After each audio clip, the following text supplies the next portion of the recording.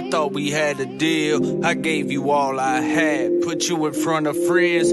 It was me and you, for it was one of them. I introduced you to them, I should have seen it then. Why? It was never about me, it's what I could do for you. What you could get about me, who I could introduce you to. I knew the truth, still there was nothing I would do for you.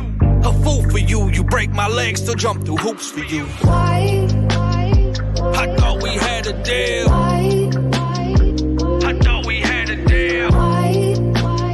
I thought we had a deal. Why? I thought we had a deal. It's hard to let you go when I'm still holding on. Said I should leave you, I don't need you, should be moving on. This shit is stupid hard, and I ain't ready for it. Said I should leave you, I don't need you, I ain't ready for it. They weren't there for it, no, they weren't there, were they? They weren't there when she despaired to have her prayers working. She wanted to die daily, and I was 9 maybe. I'm on the couch with mom, talking about don't cry, baby. We'll be alright, baby. Yeah, we gon' make it through. I'm scared to death inside, but I know I can't let it through. I ain't know where to turn, I didn't know what to do. You gave me hope when there was none, I owe my life to you. Why? I thought we had a you deal. leave me not ready to let you go? Let you go. I'm begging, don't leave me. Take anything you want, everything if you want it. You gave my life purpose before it had any. You gave me courage when I didn't have any. We were the best of friends before I had any. I gave you all I had. You turned your back to me. You set a trap for me. I never seen it coming. You had me blind to if I didn't want to feel you numb it. You left my life a wreck, and I hate you for it. I'm still in love with you, and I hate you for it. What's up, everybody? Welcome to St. John Live on this Monday night. My name is Mike St. John. I got a guest here, David Russian. We're coming at you live from Richmond, Kentucky, man. If y'all don't care, hit that heart button, hit that share button, man. Let's get this into the groups. Let's help somebody tonight. I want to give a shout out here to Lake Cumberland Recovery, 606-341-1160. If you got a family member struggling, a friend, a loved one, hit me up, hit Lake Cumberland up, man. Help's available. But yeah, grateful to be here, man. We're doing things a little different tonight. Dave has came down to the house here in Richmond, and we're going live from the house. But yeah, let us know you in here, man. Hit the heart button, share this out. I appreciate everybody watching this, man. This video tonight is going to go into the Madison County Detention Center when we get done with it. So we're going to run 30 or 40 minutes. But listen, welcome, man. The guy I got here on the screen with him, man, is David Russian. I met him 5 years ago, man. And some of y'all know my story, and I got dropped off at the homeless shelter called the Hope Center in Lexington, Kentucky. And this guy was there as I was getting dropped off, and he walked up and gave me a hug and said, man, I love you.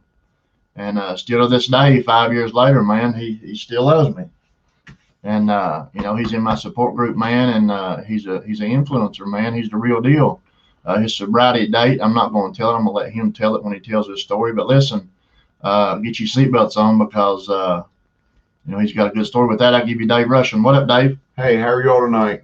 Love you, Mike. Love you too, bub. Love you too. Oh man, this is a pleasure to be able to do this. I really appreciate this opportunity.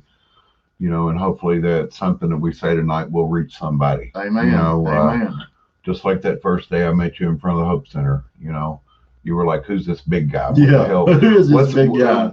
Was he giving me a hug and Yeah. telling me that he loves me? That's because I do. I love Yes. you all. You know, I've been there. You know, I've been exactly where he was. You know, my sobriety date is March 26, 2013. You know, I'm lucky. I'm lucky to be alive. You know, I just turned 56 last week, man. You know, and I just can't believe it. You know, when I was a kid, I never thought that I was ever going to live to be 27 years old. And here I am. Here we are. 30 years later. Here we are. Years later, you know, I mean, it's amazing. You know, my story starts out, you know, my life was unmanageable as a young kid. You know, I'm one of 4 children of a single parent. you know, who had to do everything that she could to raise 4 kids by herself. My father was absent in our life. You know, I was, we pretty much ran, my brothers and sisters pretty much kept me in line while mom was working a full-time job and a part-time job. She was never really around. She was supporting the family, you know, so my life was unmanageable at a young age because I really had no influences besides my brothers and sisters, you know, and, you know, they just didn't want their little brother around. Right. You know, you go do whatever you want to go do and just make sure you're home before mom gets home. Yep. You know, and so my life really became unmanageable really young, you know, started snitching cigarettes from my mom at a young age, you know what I mean, and hiding them and this and that. And then, you know, the next thing I know, I started running around with those people that my mom told me not to run around with because they were going to get me in trouble. And That's who we draw to. yeah, Yeah. you know, people that accept just wanted me to I just wanted to fit in. Yep. You know, and at 13, I started smoking marijuana, you know, started smoking weed, you know, and, you know, to me, weed just led me into bigger and worse situations. You know, it went from weed to alcohol, and then, you know, and then from alcohol to cocaine. Mm-hmm. You know, and I never was a big pill fan. I never wanted to go down. I always wanted to go up and be the life of the party. You know, I was real lucky, you know, that I ended up where I did. Mm-hmm. You know, I went through. We were talking earlier in your wonderful living room with your wife and your 2 kids there. We were talking earlier. You know, the first time I ever went into recovery was in 1992. Mm-hmm. I went to the program through the St. Joe Hospital there on Harrodsburg Road. Yeah. You know, and it was I call it a baby program. It was a 30-day program, and then you did an IOP, and that was back in the 90s. You Right. know, and you know, and I had a decent job. You know, I worked for an oil company. I worked for a gas station company through that oil company. I worked for Ashland Oil, which had a subsidiary of Super America back in those days. And I started out in their mail room, you know, and worked my way up to accounts payable, you know, and then it all went haywire in the 90s. You know, the 90s was when the crack epidemic hit, you know, and I hit that pipe one time, dude, and I was gone. Loved it. Loved it. Loved it. Loved it. Nothing like it. Nothing like it. Hit that pipe one time and it was over with. Boy. For 20, I only smoked crack one time, but it was for 27 years. You know, it was a long time, you know, but you know, my life, like I said, my life was unmanageable, you know, and then, you know, I did that baby program, and then I got back out. I had my job. You know, I went in the first time to satisfy my mother, Mm-hmm.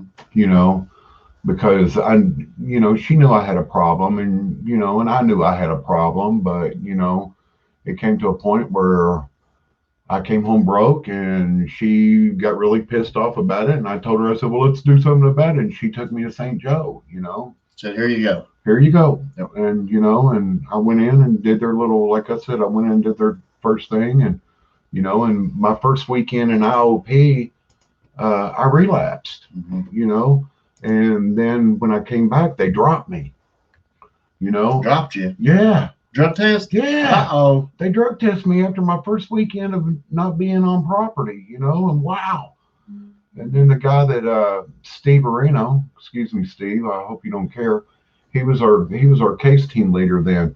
You know, they had a 2-day course on self-sabotage, you know, and it was all about me. You know, it was because of what I did, and, you know, and the lights still didn't turn on. You know, I kept, you know, I stayed clean and sober for a little while, couple of month and a half or something, but I did those things that you shouldn't do. Right. You know, those 3 things that they tell us: people, places, and things. You know, I started running back around with those people, and they were doing those things. Yep. And, you know, and before you know it, I said, well, man, I can just do one.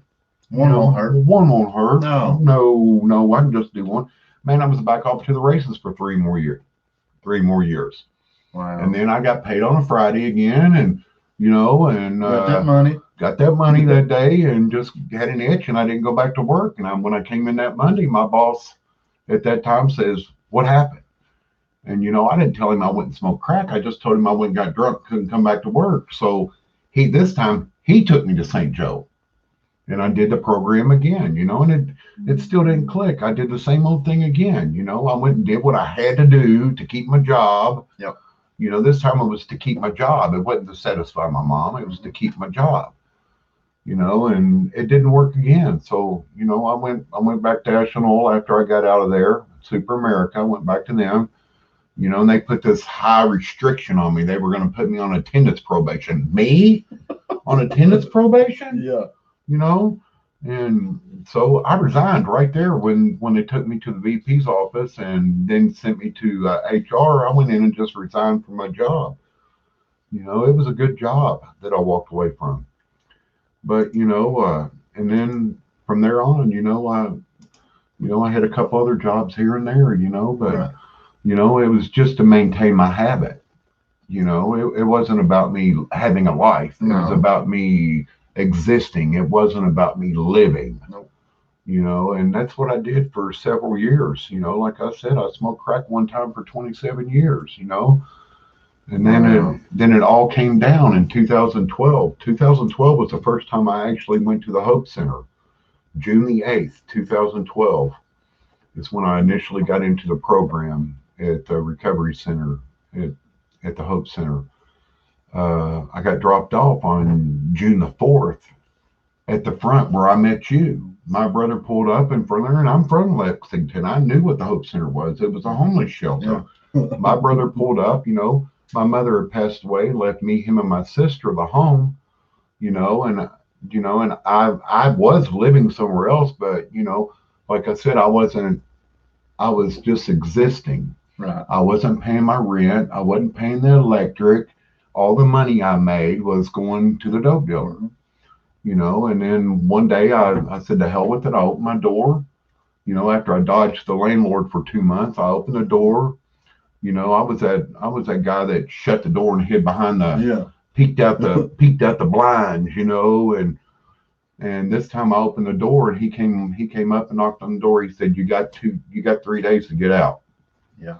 And I didn't know what to do. So I called my brother and I went back out to the house and I helped him do a couple of things that afternoon, that first afternoon, that Monday afternoon, I showed up out there and I spent the night there. And then that Tuesday morning, after we had got everything done at the house straightened up, he took me and pulled me up to the Hope Center and said, this is where you need to be. I said, what do you mean?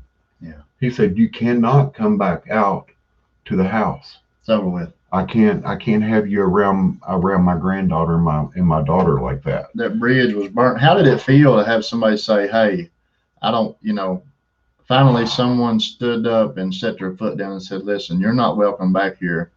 And how did that feel at that moment? Oh gosh, it was miserable. I was alone. There you go. I was alone. That's when it hit me that I was alone. And, and I'm really grateful for the Hope Center, and the recovery program that they have there. It's really, it's a life changer, but I went into the program forced by my brother, and I did the program, but see, this one thing is I had a reservation. Mm-hmm. Had a reservation that one day I could smoke weed again. No, it did not work. It was like 9 months after it was like 9 months. I was clean and sober for 9 months. I left the Jacobs house, which was a phase 2. I moved from the Privet Center across the street to do phase 2. I stayed over there and I didn't do nothing different. I didn't go get a job, didn't do nothing. The first month was free rent. Yay. Stack it. Stack it. Yeah, I didn't stack money. Hell, I just didn't go do nothing. I went out on my passes. At that point, we had 5-day passes, and I'd come in, sleep 2 nights, get up and take a pass for 5 days and go hang out, and things just really stonewalled, There's a guy there, DB, that told me when I first went through the first time and you do your phase 2 petition, he said to me, you know what, Dave, in your petition, you said nothing about money. He said, you've got a problem with money. You're a crackhead. You've got a problem with money. I said, no, I don't have a problem with money. You know, that man was right. That man, you know what really bothered me more is he knew me better than I knew myself. Yes. Yes. You know, and I've come to learn how he knew me better than I knew myself, because he was me. Yes. You know, and when I relapsed, you know, it went downhill real quick. You know, money was a problem. I got my tax check, boom, Gone. Here I come. Yeah, I was at damn Kroger's, and I said, oh, let me check. It was a direct deposit. I said, let me check my bank. It hit. And it hit. Let's and go. I said, oh heck. Let's go. Oh heck, you know, and then that relapse thought kicked in, you know, and it started with a roach. I found a roach, and I'm not going to mention it where I found it at, but I found the roach, and they didn't miss it, so I went outside and smoked it, you know, and the next thing you know, I got that cotton mouth. Yeah. You know, what's better for a cotton mouth was a cold beer, you know, and this person sent me to the store to go pick them up an 18-pack of beer and gave me a couple. I was a monster drinker at that point, and I still drink Monsters today. I'm not going to say I don't, but they gave me money to get Monsters. Well, I bought 2 Natty Ices.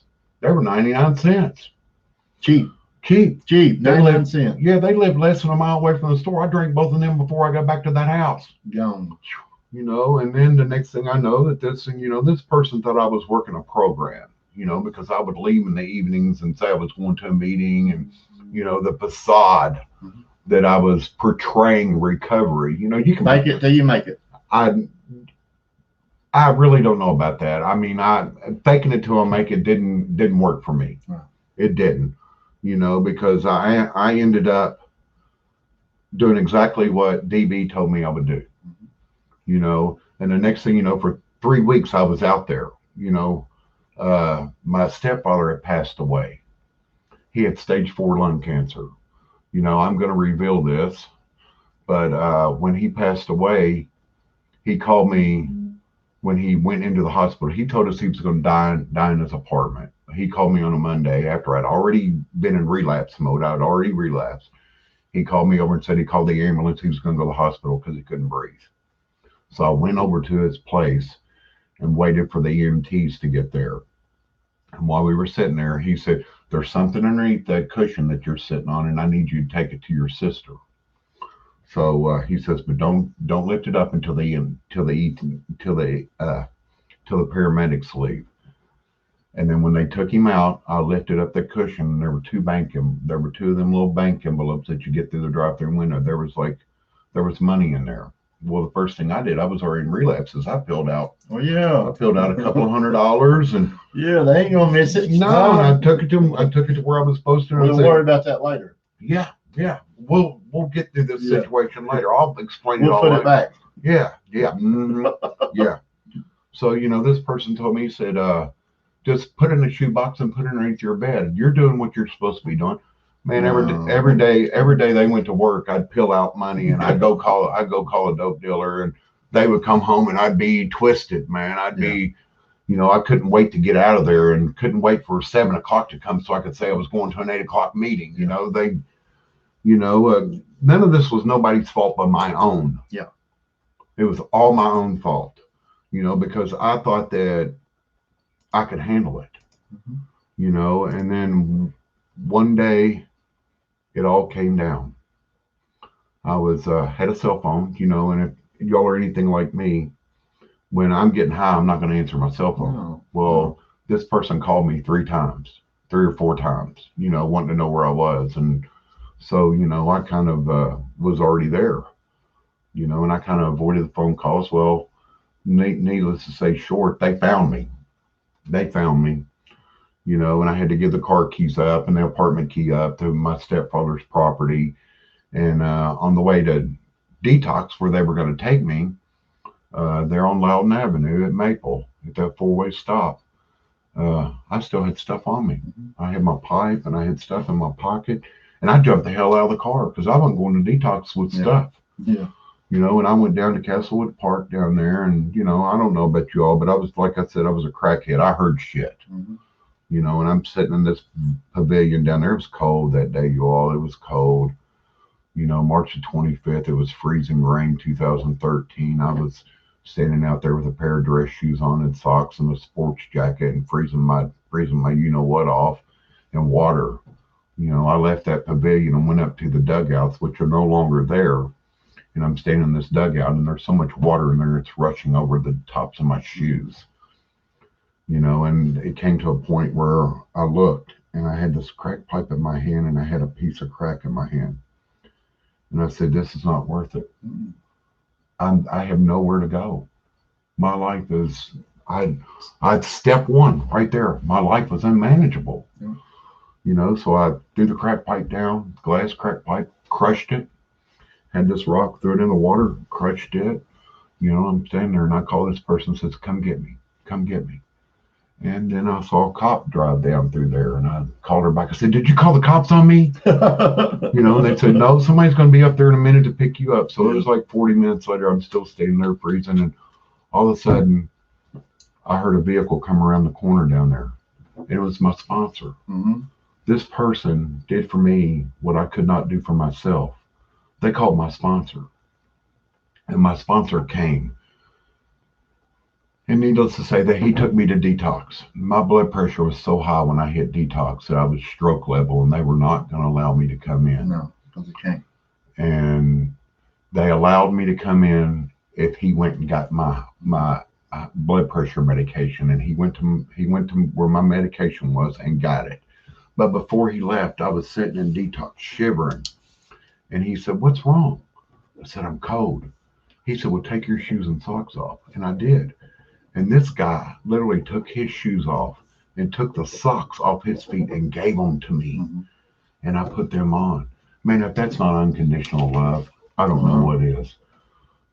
But when I came back in to the program, I made a decision that I wasn't just going to portray recovery. I'm going to do it. I'm going to do it. Do it. And I did it. Except for this time when I completed, I didn't leave the Hope Center. I didn't leave the Privet Center. I became a peer mentor. I sat there and then, I went into the office for a couple of days and then I got offered a maintenance position, and I went and did that maintenance position for a while. And, almost 2 years later, I ended up with the staff position there. Things really changed in my life, due to God, who's my higher power. Say it again. God is my higher power. God. Yeah, it took him to step into my life to show me that I was completely unmanageable. And the place that I ended up was the Hope Center. They allowed me to come back in and try this way of life again, man. And and my determination was to do this. And I'm still doing it today. I do what this program asks me to do. I work constantly with myself and on others, trying to help somebody every day. My philosophy is if I can make somebody smile, then I'm doing what I'm supposed to be doing. Amen. If I can help somebody, I'm doing what I'm supposed to be doing. There's a pyramid involved with this. If I help one person, and they help one person, and then they help one person, and we're an army. Help somebody. We're an army. Yes. We're an army when we're all together. We can't do this alone. We have to have this army with us, our support group. My support group is wide. Men, women, young, old, people in recovery, people not in recovery, people that I help, like I said, I believe in helping people, and I believe that that's what we were put here to do. We were here to help people, and that's why I'm here tonight, is to help somebody. If you're in need of help, don't feel bad. Don't feel alone. Don't allow yourself to feel alone, because you're not. You might feel that way, but if you get into this thing, you will realize that there are people there that are just like you. Your stories might not be exactly the same, but don't look for the differences in their stories. Look for the similarities in their stories. Like I said, my life was unmanageable at a young age. And here I am, you know, I'm close. I'm heading to 60, dude. I'm, you know, Oh man. yeah. Old Donut, old Dave, you know. Many people out there that know me, I mean, that's what I do. I go around and pick donuts up every night and take them back to the guys in the program up there because I've been there without something. That's how I got fat in the program. Dave would bring donuts. Oh yeah, blame it. every night. Everybody blames that on me, but you still have the power to say no. I know. I You them know. chocolate donuts 10 o'clock at night at the Privet. Yeah. And that's what I like about you, Dave. You're the real deal, man, and you go above and beyond to help people, man. And that's what this program's about. You know, we can't keep what we got unless we give it away. That's right. You know what I'm saying? You drove from Lexington, Kentucky down here to our house, Yeah, ate pizza at our house, yeah. and we're in here carrying a message tonight, man, and you're gonna go home sober Yeah, if God allows you. if I make it home. Amen. And you know what? And if I wake up tomorrow, then I'm going to wake up clean and sober again. Amen. It's going to just, you know, somebody texted me earlier, you know, like I said, my birthday was last week. Somebody texted me and said, happy belated birthday. I said, you know what? Every day is my birthday if I wake up clean and sober. Amen. It's a new day and I can Amen. change. Only thing I can do is try to do better than what I did yesterday. And that's all I try to do. You know, I just try to maintain and be happy and to make others happy. Yes. You know, this world is really messed up out there, people. Look around. Your neighbors are struggling. People are struggling out there. You know, drug and alcohol use has boomed over this pandemic. We have an epidemic inside this pandemic. Yes. You know, people are dying left and right because they feel alone and despair. And this isolation didn't help none. No, This it didn't. COVID-19 didn't help It none. didn't help nothing. Kind of throw a few sentences out here. What helped you get through COVID? Because I know a lot of people that relapsed, picked back up, depression. You know how the list goes, but I stayed plugged in, dude. plugged in, baby. I stayed plugged in. If you can't see it, it says plugged in. I stayed plugged in, man. I kept around. I worked there. So I kept around. I got to see the problem walking in every day over there. You know, I got to see that. And I don't want that misery no more. You know, my life's not the best in the world, But it's pretty good. but it's pretty good. You know, it's a damn far Yeah. claim from where I was. Yes. You know, today I have my own apartment. Huh?